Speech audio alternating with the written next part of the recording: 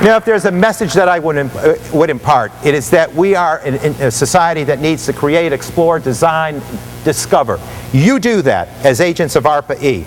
Speaking of leadership, I want to introduce a man who believes the big cities must take the lead in reducing the threats of climate change. In 2007, he announced a revolutionary sustainability initiative, Plan YC 2030, to make New York City the greenest city in the country.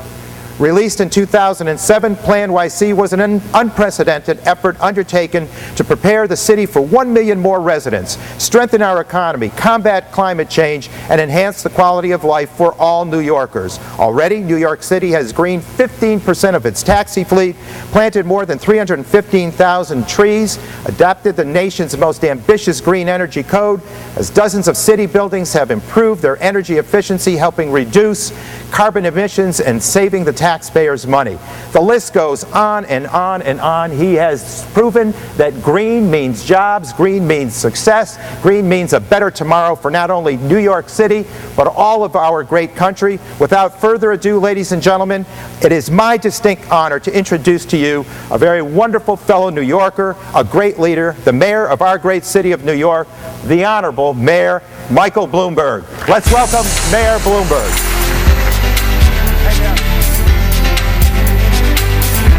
Thank you very much for that. Well, good morning. Paul, thank you for those kind words, and it's an honor to join all of you here today. I can tell you the weather in Washington is much better than the weather in New York this morning.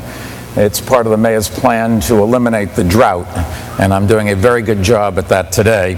Senator, good to see you. Let me also join Paul in congratulating Energy Secretary Stephen Chu for these past 4 years. Secretary Chu, you should know, is not only the first scientist to ever be our Energy Secretary, he is the first Energy Secretary with a Nobel Prize in Physics. So another thing I don't have in common with him, but he really has transformed the Energy Department and put it at the forefront of shaping our nation's clean energy future. And ARPA-E may very well be his most lasting achievement in that regard. And I also wanted to thank his longtime colleague and ARPA-E's first executive director, Arun Mazumdar, for summing up this mandate very well with the few words: to promote the stuff that sounds crazy until it changes the world. And I think that's a very good way to look at it. Now, many of you here have just these sorts of projects in mind. Not every one of them is going to change the world. The laws of probability actually say that most will be flops, but I'm highly confident that the overall potential of your work is going to make a very big difference. After all, in a previous life, I was a tech entrepreneur myself back in the early 80s, which is, I guess, the Stone Age in terms of today's technology, long before anybody knew that there were such things as tech startups. I started a company, and eventually we came up with some game-changing ideas. And I think clean energy research today is at the same thrilling takeoff stage that information technology research was back then. In fact, its excitement is so contagious that I was tempted today to present my progress on near isothermal compressed air energy storage systems. I thought that was funny, guys, but then run through my research using hydrogen-eating microbes to fuel unmanned deep space probes. But wouldn't you know it, I left my slides at home this morning, so you're not going to get the benefit of that. Instead, let me just say a few words as New York City's mayor and as a concerned citizen of the world about energy on a policy level and about our nation's energy policies rapidly disappearing, outdated, and polluting past. I flew in this morning to National Airport right by a coal-fired power plant that has, thanks to the Sierra Club and the low price of natural gas, been shut down. They are ripping down the plant. There's no more coal. They're remediating the land under where they stored the coal. And I think that represents the kind of progress that we are making and have to continue to make, not only across this country, but around the world. We are far healthier and have a much more hopeful presence. present than we've had before. We are heading towards the sustainable future that we all want, a future where the air we breathe will be far cleaner and will be more secure from the dangers posed by climate change, and where our economy will be on a far firmer and more secure footing. First, as to energy policy's polluting past, I guess you can sum it up in one word, and that's coal. And even though the coal industry doesn't totally know it yet or is ready to admit it, its day is done. It used to be said that coal is king, and regrettably coal continues to be king in nations like India and China, as recent ghastly images of air quality in Beijing and also yesterday's disturbing news in the New York Times about child labor in Indian coal mines both show. But here in the U.S., I'm happy to say the king is dead.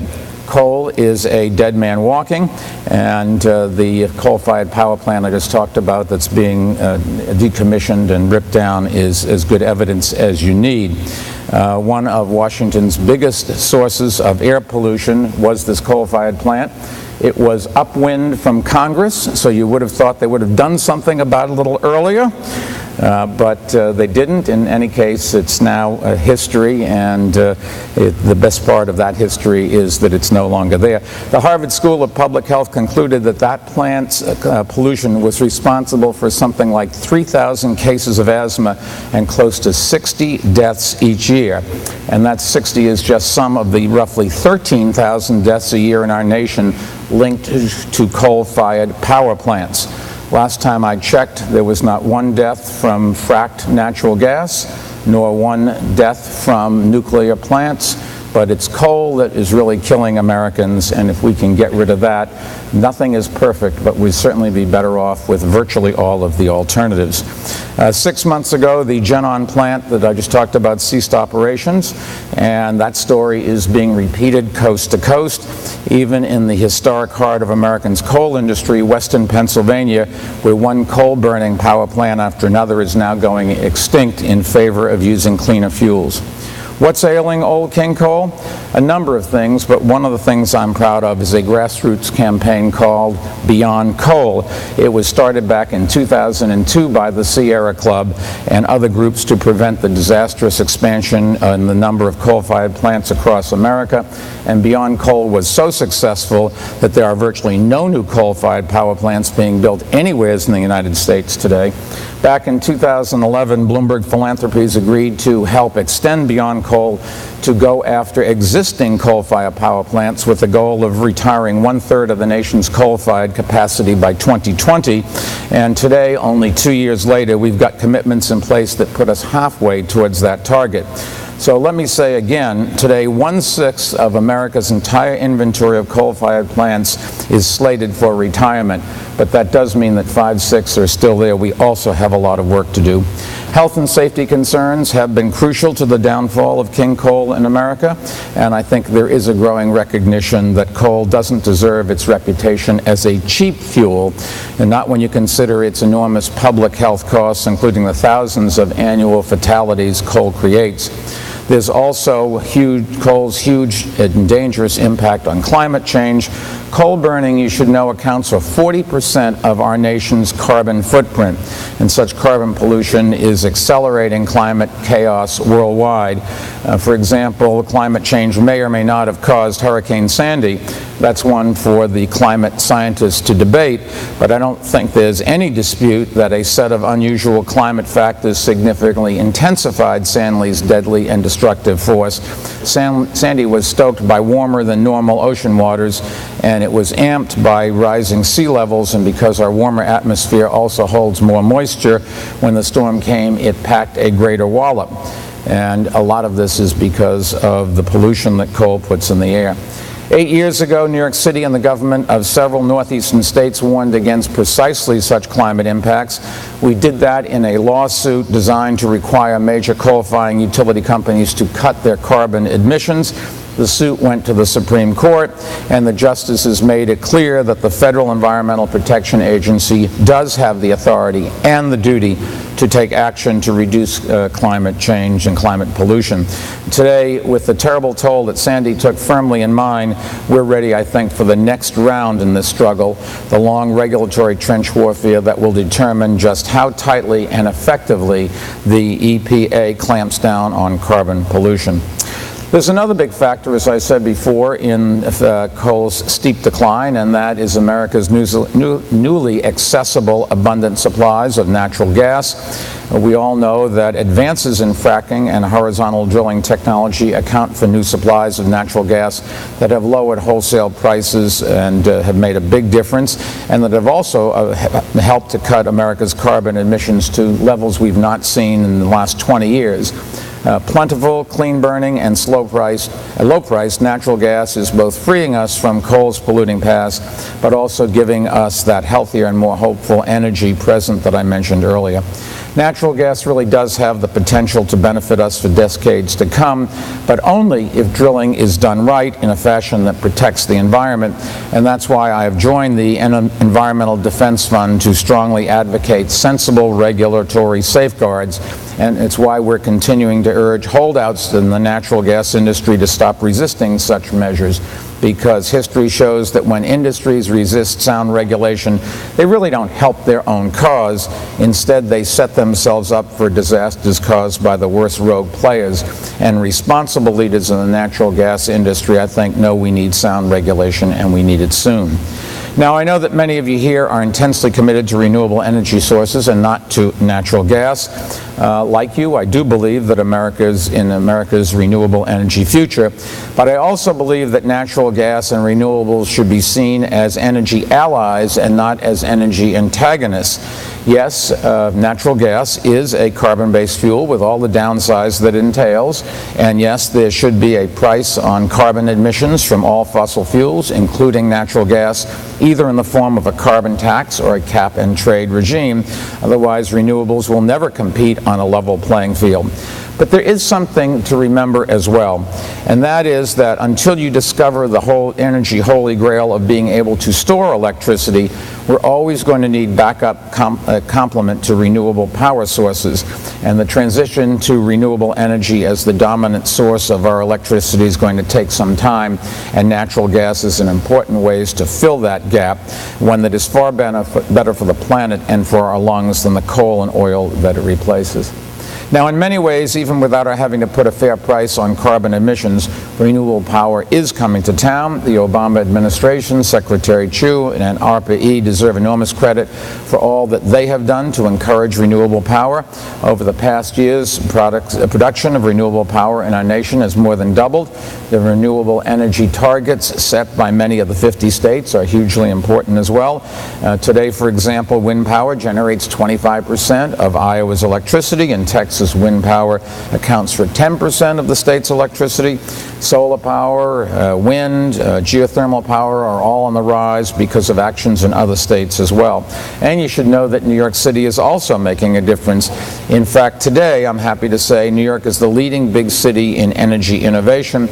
That starts with energy efficiency, a major goal of our sustainability agenda, which we call Plan YC. Our city government is leading by example. We try never to ask somebody to do something that we're not willing to do ourselves. Since 2007, we've completed or begun energy refits of some 250 city buildings. We've also assembled the largest public database in the country on private sector energy use, information that owners and tenants are going to use to increase their energy efficiency as well. And working with our city council and our real estate and construction industries, we have passed the most ambitious green buildings laws in any city. And although its provisions are still being phased in, they are already having a big effect. And so is our Clean Heat Initiative, as we call it. It is encouraging thousands of apartment buildings in our city to convert from heavily polluting and inefficient number 6 and number 4 grades of heating oil to cleaner, more efficient fuels. We've also assembled the largest clean energy municipal fleet in the nation, and we're working to make New York far more hospitable to privately owned electric vehicles as well. This is the air we breathe, our children breathe. This is what sends our kids to the hospital with asthma attacks, or what we do to prevent them from having to go to the hospital with asthma attacks. We can talk about climate change and things down the road. In New York, we're concerned about what we do right now, and we're not going to wait to do things for later on. If we do the right thing today, the future, I've always thought, will take care of itself. The results of all the work to date, as I mentioned, greenhouse gas emissions are down nationwide, but they've dropped much further and faster in New York. As part of our Plan YC, we set a goal of shrinking our city's carbon footprint by 30% by the year 2030, and today we've already cut those greenhouse gas emissions by 16%, putting us more than halfway to our goal, and that's compared to a 9% decline nationwide. You can gauge our success by measuring energy usage against the economy and population growth as well. Our economy went into recession with the rest of the nation and has rebounded briskly over the last 3 years. But since the recession ended, the number of private sector jobs in New York City has increased nearly 7% compared to an expansion of less than 4% nationwide. And since 2005, our population has grown by 250,000 people. But the most important thing is our air quality is, according to the American Lung Association, better than it's been in more than a decade, with all the more economic activity and people. So we really are making a difference. And going forward, our renewable power initiatives will do even more to increase New York's energy efficiency, shrink our carbon footprint, and clean the air we breathe. Take, for example, solar power. Our administration's tax policies have jump-started a 5-fold increase in solar capacity over the past 4 years alone, and I was happy to find out, I had nothing to do with it, but my company at our big computer facility has rented some farmland, and we now generate 70% of all the energy we use just from solar. Even in the Northeast, the sun is still powerful, and you can still use solar. We've added solar capacity in the city to its facilities in a way that's going to catalyze even more private solar financing. And then there is offshore wind power. We're not neglecting that. We're working with state officials and our principal utility, Con Ed, on a major project just 13 miles off the coast of our city. Cogeneration, another thing, converting waste to energy, turning waste gas into marketable natural gas, using the tides in New York City's East River to generate electricity. We are moving ahead on all of those fronts and others right now. So, in short, there are exciting energy times in New York, and the pace of innovation is only going to get faster, and that's because we've made a huge commitment to New York as a future hub of applied science research. As many of you may know, Cornell University is going to open a graduate campus right in New York City, joint with Israel's Technion Institute. Columbia and NYU are doubling the sizes of their engineering schools, and all of that's going to bring more technology and more people that understand the problems and are willing to address it. Partnerships we forge with these major universities will double the number of engineers in our city in the years to come, and we think that they will put New York in the forefront of shaping our nation's energy future. We all talk about technology and everybody rushes to think of social media, but the bottom line is energy technology and biotechnology and lots of other kinds of things are really the things that are going to make the big difference in our world. We have to have a sustainable future, and achieving that sustainability includes a major energy engineering challenge that really is important today and that will become all that more important as we go forward. So let me finish up with a few thoughts about that challenge. Making our energy infrastructure more resilient and resilient to becoming to the increasing common extreme weather events. I suspect today that there are a lot fewer climate change doubters around the world. There may be a few about the mounting climate threat our nation and our worlds are facing, but even those people are starting to have second guess, and Sandy certainly brought all that into focus. Sandy significantly damaged virtually every element of our infrastructure, including our energy infrastructure, At the worst point, we had some 800,000 customers in and around New York City without power, and the process of restoring power to many thousands of New Yorkers who had lost so much in the storm was painfully slow. So we are rebuilding from Sandy. We've learned our lesson. We're modernizing our city's energy infrastructure and hardening it, and that includes incentivizing large buildings and hospitals to invest in cogeneration systems and to explore how we can accelerate investment in distributed energy, microgrids, energy storage, and smart grid technologies. Now, none of those are new ideas, but they certainly have a new sense of urgency. And I might point out that's not true just in New York, but in cities around the world. I also chair the C40 Cities Climate Leadership Group, which is an organization that brings many of the world's great cities together to address our shared climate change challenges. And in C40, we're acutely aware that 2/3 of the world's largest cities, like New York, are increasingly vulnerable to rising sea levels, storms, and floods. And such cities from Jakarta to New Orleans and from Ho Chi Minh City to Washington are all in a race against time. Our ingenuity, our commitment to using that ingenuity to create a sustainable energy future really are critical to winning that race. If we want to have a better world for our children and for ourselves, we've got to do something now.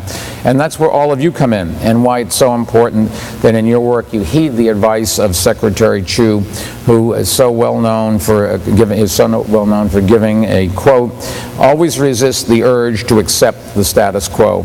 And I think that's good advice for all of us in our lives of trying to make this a better world. If you follow that wisdom, then I'm confident that your success, as well as the best days for our nation and our world, is still ahead. So thank you one and all for having me, and thank you for what you do. We need leadership, and we need people to stand up. And if we in this room do it, maybe the rest of the world will follow us. Thank you. All the best.